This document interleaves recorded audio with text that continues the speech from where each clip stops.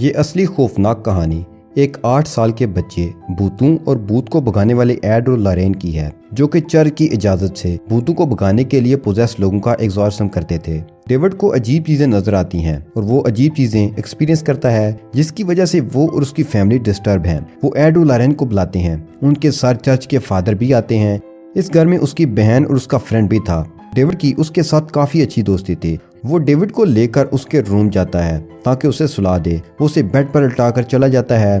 David की आंख खुल जाती है क्योंकि उसे लगता है कि कोई उसका डोर खोलने की कोशिश कर रहा है। वो डर के मारे भागकर वॉशरूम में छुप जाता है। वहां पर भी गोश्त आकर उसे डराने लगता है। उसे मुंह में नजर आती है खौफनाक आवाजें और भयानक हाथ। फिर टब में टैप से पानी की जगह खून आने लगता है। वो खून में पूरी तरह भीग जाता है, लेकिन वो यहाँ से निकल नहीं पा रहा था। उसकी चीखें सुनकर सब उसके रूम में आते हैं तो देखते हैं कि डेविड एक कोने में बैठा है। उसके जिस्म से खून गायब है और वो बहुत खौफनाक और गुस्से से सबको देख रहा है। और फिर वो नाइफ से अपने डैड की टांग को जख्मी कर देता है। एड उसे पकड़ लेता है और नीचे ले आता है, लेकिन सीढ़ियों से नीचे आते हुए वो अपने नाखूनों से वाल को स्क्रैच कर रहा था। उसका हाथ पीछे था लेकिन वाल स्क्रैच हो रही थी, यानी उसके अंदर जो डेविल आ गया था वही ये सब कुछ कर रहा था। वो उसे एक टेबल पर उल्टा देते हैं। फादर बाइबल रीड करने लगते हैं ताकि उसको स्टेबल किया जा सके और डेविल को काबू किया जाए, लेकिन वो डेविल काफी पावरफुल था। डेविड के मुंह से जाग आने लगती है और फिर खौफनाक मूवमेंट करने लगता है। सब डर जाते हैं लेकिन उसे पकड़े रखते हैं। वो और ज्यादा पावरफुल होकर सबको दूर फेंक देता है। एड और लॉरेन कोशिश जारी रखते हैं। फिर रूम में तूफान आ जाता है।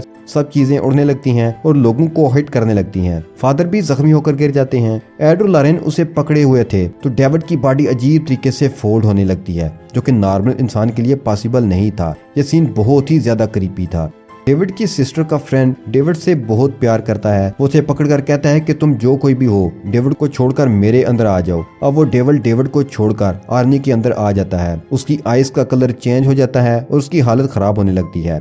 डेविड ने एड पर भी अटैक किया था, जिसकी वजह से उसकी तबीयत भी खराब थी और अब वो हॉस्पिटल में था। डॉक्टर बताते हैं कि इस वाकये ने उस पर बहुत बुरा असर छोड़ा है। उसे हार्ट अटैक आया है।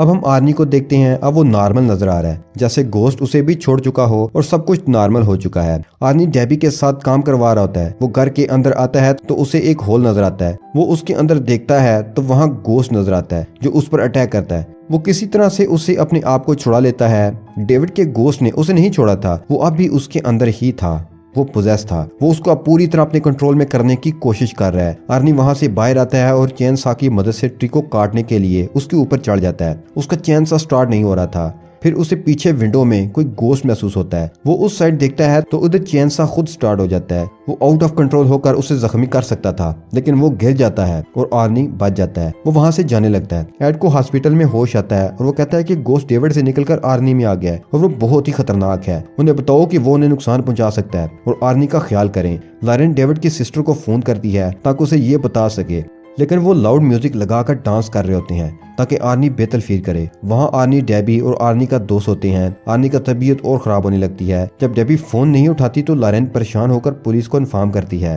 डेबी जिस आर्नी के दोस्त के साथ डांस कर रही होती है, अचानक से उसकी शक्ल बदलने लगती है और वो गोस्ट में ट्रांसफॉर्म हो जाता है। वो उस पर अटैक कर देता है। अब वो दोनों वहाँ से भागने की कोशिश करते हैं और निकलते जब उसका दोस्त, उसका लैंडलॉर्ड, उसकी तरफ आता है तो वो चाकू से उस पर 22 वार करता है और उसे मार देता है।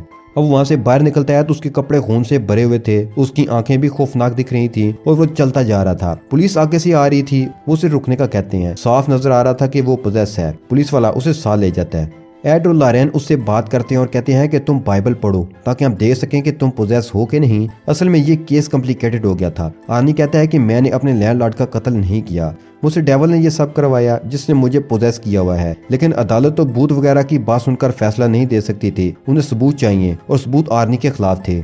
उसने ये कत्ल किया था, लेकिन आर्नी को वो बचाना चाहते थे और इसलिए एड और लॉरेन ये देख रहे थे और सबूत इकट्ठे कर रहे थे कि ये डेविल ने उससे करवाया, आर्नी ने खुद कत्ल नहीं किया। इस तरह वो बच सकता था और आज से पहले किसी भी अदालत में ऐसा केस पेश नहीं हुआ था। वो बताते चले कि ये एक असली कहानी है। आर्नी बाइबल पढ़ पा रहा था, यानी अब उसमें डेविल वो भूत नहीं था। अब लायर को एड और लॉरेन यकीन दिलाने की कोशिश करते हैं कि वाकई ये काम डेविल ने करवाया और उसमें वो भूत था और लैंडलॉर्ड में भी कोई भूत आ गया था, इसलिए ये सब हुआ। आर्नी बेकसूर है, लेकिन लायर कहती है कि असली दुनिया में आओ।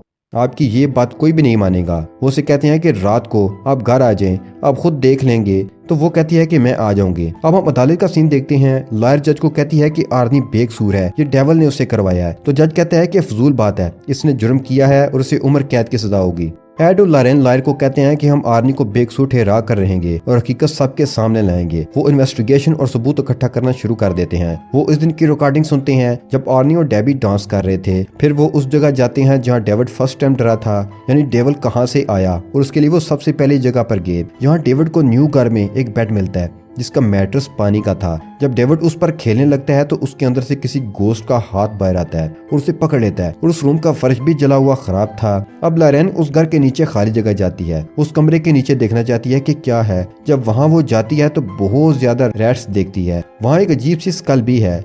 वो उसकी पिक्चर लेती है और बाहर आकर सबको दिखाती है। सब लोग और चर्च के फादर कहते हैं कि मैंने ऐसा अजीब सा स्कल कभी नहीं देखा, ये जादू की कोई अजीब सी किस्म लगती है, तुम्हें ये स्कल किसी और को दिखाना होगा जो इस बारे में जानता हो। वो एक और फादर के पास जाती है। वो कहता है कि मैंने ऐसा स्कल पहले कहीं देख रखा है, ये खतरनाक जादू के लिए यूज होता है। हम एक लेडी को देखते हैं जो एक टेबल पर निशान बनाकर और फायर करके जादू कर रही थी। इस ब्लैक मैजिक करने के दौरान आर्नी की पिक्चर भी वही थी। इस मैजिक से इंसान को हेलुसिनेशन होती है जैसे उसके साथ कोई डेमन है, तो वो डर जाता है और अजीब हरकतें करता है।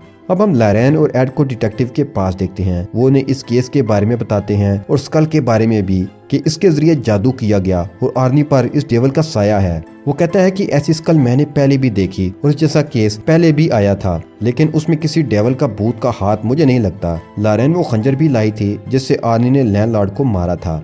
फिर डिटेक्टिव बताता है कि जिस केस के बारे में मैं बात कर रहा हूँ उसमें 2 लड़कियां थीं, वो दोनों मारी गईं और एक की लाश नहीं मिली थी। वो सब उस जगह जाते हैं जहाँ वो वाकया पेश आया था। लॉरेन वहाँ जाकर उस जगह को देखती है तो उसे पास्ट के विजन आते हैं। वो देखती है कि ये दोनों फ्रेंड्स थी और उसकी फ्रेंड ने ही दूसरी लड़की को मारा था क्योंकि उसके अंदर भूत आ गया था। लॉरेन उसी की तरह एक्ट करती है और उस वाकया को रिवाइज करने लगती है। फिर जिस तरह वो लड़की भागी, ये भी भागने लगती है और भागते भागते चट्टान के किनारे पर पहुंच जाती है। वो पानी में गिरने वाली होती है लेकिन रुक जाती है। जब वो वापस एड की तरफ देखती है तो नीचे से कोई क्रीपी हैंड उसे पकड़कर नीचे खींचने लगता है, लेकिन उसका हस्बैंड उसे बचा लेता है। वो एड को कहती है कि जिस लड़की की लाश नहीं मिली थी वो इसी समुद्र में पानी के नीचे है। पुलिस को ढूंढने पर उसकी बॉडी पानी से मिल जाती है।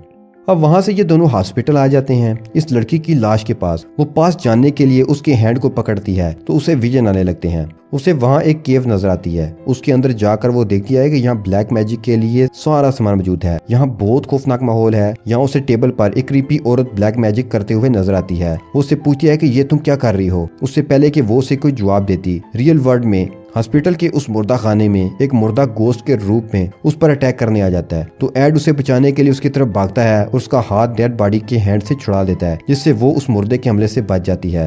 एड का जूनियर उसे एक बुक ला कर देता है जिस पर उन ब्लैक मैजिक करने वाली औरत और गोश्त को मारने का तरीका था। वो पढ़ ही रहा होता है कि उसे विजन आता है कि वो ब्लैक मैजिक करने वाली औरत और डेड बॉडी उस पर अटैक करने वाले हैं। वो उन्हें मारने के लिए नाइफ से उन पर अटैक करने वाला होता है कि उसका जूनियर उसे पकड़ लेता है और होश में लाता है। वो देखता है कि वो तो अपनी ही वाइफ को मारने वाला था, यानी वो ब्लैक मैजिक वाली औरत लॉरेन को मरवाना चाहती थी ताकि वो रास्ते से हट जाए। वो उनके लिए खतरा थी। इस पेचीदा मामले को लेकर लॉरेन सीनियर फादर के पास जाती है। वो उसे एक पिक्चर दिखाते हैं जो कि एक बच्ची की थी। वो कहते हैं कि ये अब एक विच है, ब्लैक मैजिक करती है। फिर वो उसे चर्च के नीचे तहखाने में ले जाते हैं। यहाँ वो वही केव देखती है जो अपने विजन में उसने देखी थी। वहाँ वही चुड़ैल थी जो फादर की बेटी थी। वो वहाँ ब्लैक मैजिक कर रही थी। फादर अपनी बेटी को दुनिया से छुपा कर रख रहा था लेकिन उसे ब्लैक मैजिक से नहीं रोक सका। वो विच अब ऊपर आकर अपने डैड को ही मार देती है। लॉरेन तहखाने में उस ब्लैक मैजिक वाले टेबल को गिराने की कोशिश करती है लेकिन विच वहीं आ जाती है और उसे मारने लगती है। लॉरेन बचने की कोशिश कर रही थी।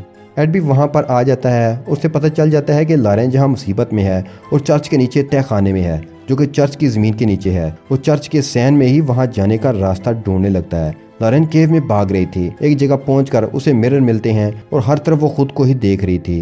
विच वहाँ आकर उसे चाकू से मारने की कोशिश करती है तो वो उसे पत्थर मारकर भाग जाती है। एड भी लॉरेन को बचाने नीचे आ चुका है। विच लॉरेन के रूप में उसके पास आती है और फौरन से उसे मैजिक करके अपने कंट्रोल में कर लेती है।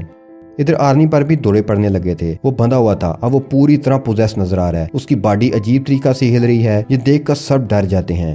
एड पर विच ने कंट्रोल कर लिया था। उसे कहती है कि हैमर से अपनी वाइफ को मार दो। वो हैमर लेकर लॉरेन को मारने लगता है। वो बचने की कोशिश करती है लेकिन एड बहुत खौफनाक दिख रहा था और उसे मारना चाहता था। फिर लॉरेन उसे पुराना वक्त याद दिलाती है कि कैसे हम मिले थे, हमने अच्छा वक्त साथ गुजारा। वो चाहती थी कि इसी तरह उसे वापस लाया जा सकता है। उसका प्लान काम कर जाता है। एड वापस आ जाता है। अब वो हैमर लेकर विच का मैजिक वाला टेबल तोड़ने लगता है। उसके टूटते ही विच भी मारी जाती है और आर्नी भी नॉर्मल हो जाता है क्योंकि ब्लैक मैजिक और वो डेविल खत्म हो चुके थे।